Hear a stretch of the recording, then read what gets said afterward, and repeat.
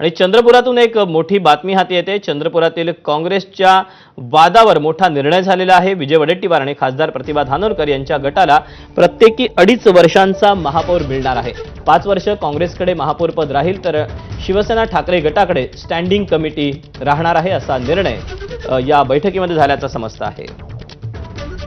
Update जाणून घेऊयात, राजू सोनावणे आपल्या सोबत आहे। राजू, हा तोडगा निघालेला आहे आणि तो या दोघांनीही मान्य केलेला आहे का?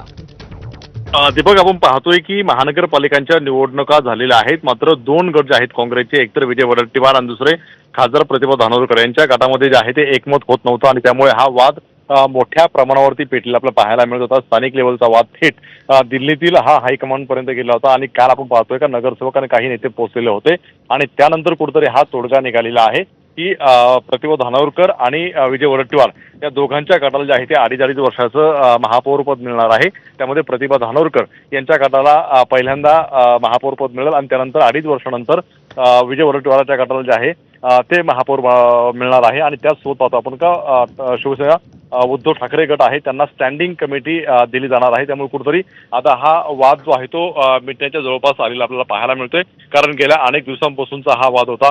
खरं तर प्रतिभा धानोरकरांच्या गटाच्या 13 नगरसेवकांनी 23 जानेवारीला गटनोंदणी केली होती। यावरती विजय वडेट्टीवारांच्या गटाने आक्षेप घेतला होता, त्यामुळे नेमका महापौर कोणाचा असा हा वाद निर्माण झाला होता आणि ह्या वादामध्ये काँग्रेस महापौर पद गमावून बसेल का आणि हे भाजपला जे आहे ते सोयीचं ठरेल, फायदेशीर ठरेल, अशा प्रकारे सुद्धा चर्चा रंगू लागलेली होती। मात्र दिल्लीमध्ये गेल्यानंतर ह्या वादावरती तोडगा निघालेला आहे आणि 2.5 वर्षाचा महापौर वाटून दिलेला आहे। त्यामुळे आता याची घोषणा काही वेळामध्ये होण्याची शक्यता आहे।